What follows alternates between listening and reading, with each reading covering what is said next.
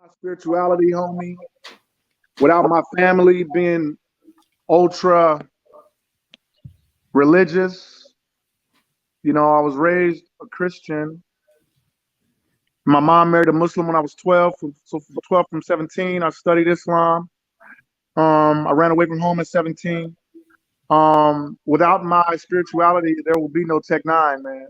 There will be no Angel Baby. You know what I'm sizzling? So thank God for that spirituality. Even though I've elevated in my mind later on in my life, and I know what I think is malarkey, but I use things from these beliefs to fit my life. And Islam as well, and Christianity, I'll use things that help me through life. So without my spirituality, or my quest to find everybody else's beliefs to see what I wanted when I was a youngster, it made Tech N9ne. How do you feel about drug promotion in hip hop or rap music? It's always been there. It's always been there. You know what I mean? It's always been there. I wasn't the first. Travis Scott ain't the first. Um, any of the Serp Sippers ain't the first. You know what I mean? Because I know that you don't hear a lot of stories in hip hop. I mean, you didn't hear a lot of stories in hip hop about artists dying from drug overdose. You know what I mean? I almost died. I did 15 pills in one night, when I was in LA, opening for Outkast some years ago.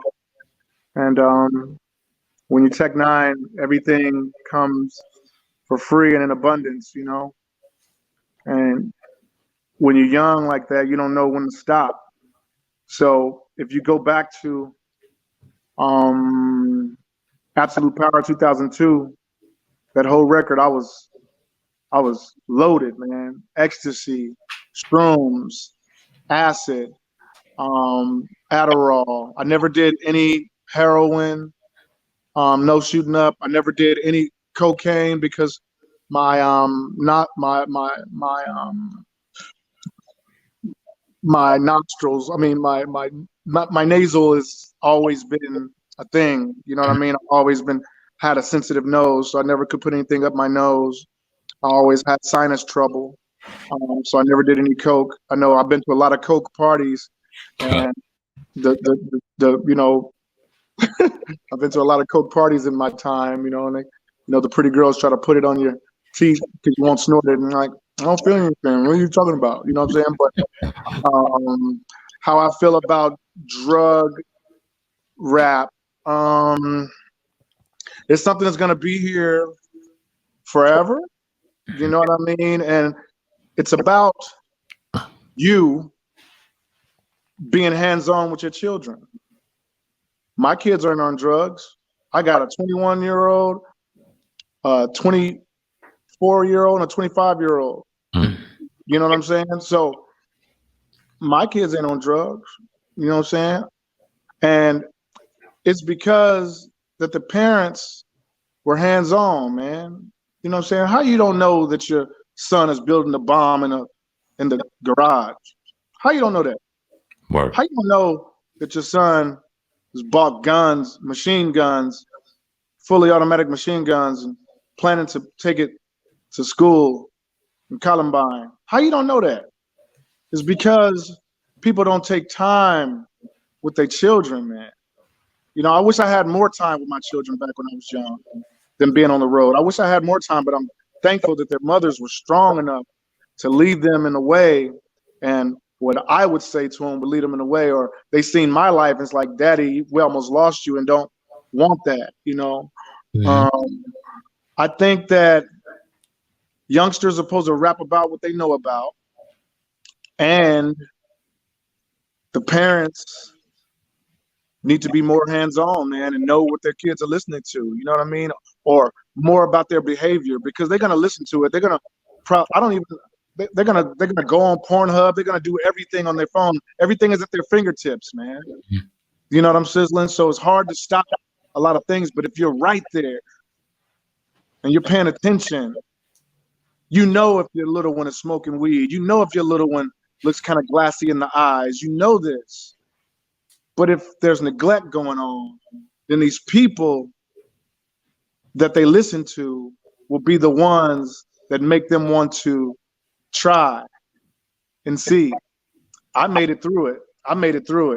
Nobody influenced me to want to do any drugs. I was a big Jim Morrison fan, and I still didn't want to do any drugs back when I was younger. It's just when I started this Tech N9ne thing, man, it was just so many people coming at me, and I found out that Molly made me feel so good, you know what I mean, until it almost killed me, you know, and putting Adderall on top of it, man, Jesus, you know, I was just trying to give myself a heart attack, but I didn't feel like I was in pain. I thought I was just partying, but maybe I was in pain. But I've been clean for the last 14 or 15 years. You know what I mean? And I ain't talking about weed. I'm talking about everything else. Right. I ain't never walked that. We ain't a drug. That's a plant, goddammit. That's a plant. That ain't nothing. Talk about the responsibility of hip hop artists, though, because they're depicting what they're going through, and we can understand the authenticity and appreciate it. But some, not all, but some glamorize it and promote it. Do they owe people more of a responsibility in their lyrics? How do you know that ain't all they know?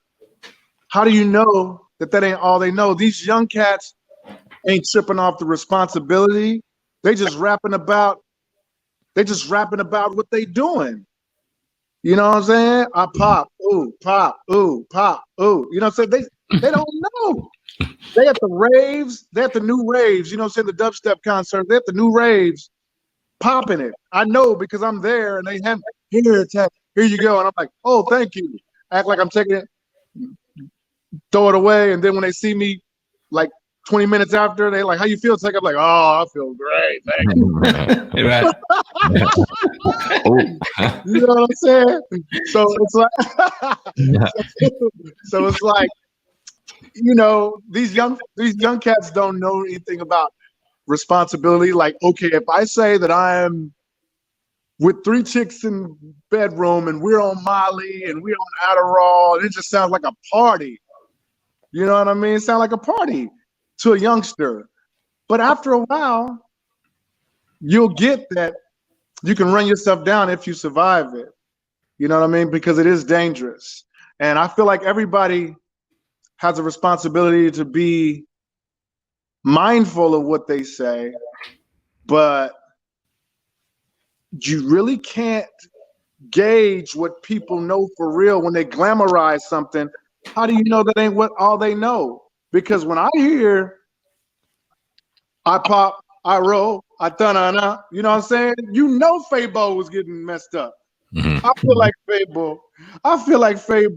How Young Thug say, I feel like Fabo. I know what he means because I felt like Fabo. I pop, I roll, I ta-na-na. You know what I'm saying? Like, how you can't tell me that Fabo don't believe in that.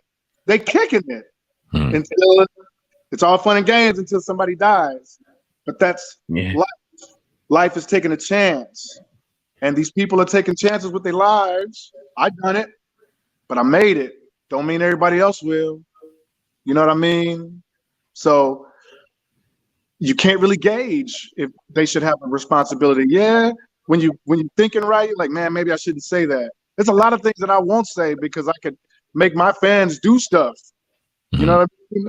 I have a following to where I can say, everybody wear this and wear this and wear that, and I'll see you. They'll do it. You know what I'm saying? If I use my power for evil or point it at somebody, that's crazy. That's crazy. You got to be mindful when it comes to stuff like that. But if I'm telling a story about when I got high and I almost died, and at the end of T9, the T9 experience, the Tech N9ne experience, I said, this is my effed up life. Don't try this at home. You know what I mean? Like, I was telling you my story, but I told him, please don't try this. You know what I mean? Because you might not make it. So maybe I was mindful back then, but you're not thinking about that when you're young, man. So it's hard to say that these young people would have the mindset to say, maybe I shouldn't say that, or maybe I'm not really doing that, so why am I promoting it? Who are you to say they're not doing it? How do you know? Word. You know what I mean? That's all.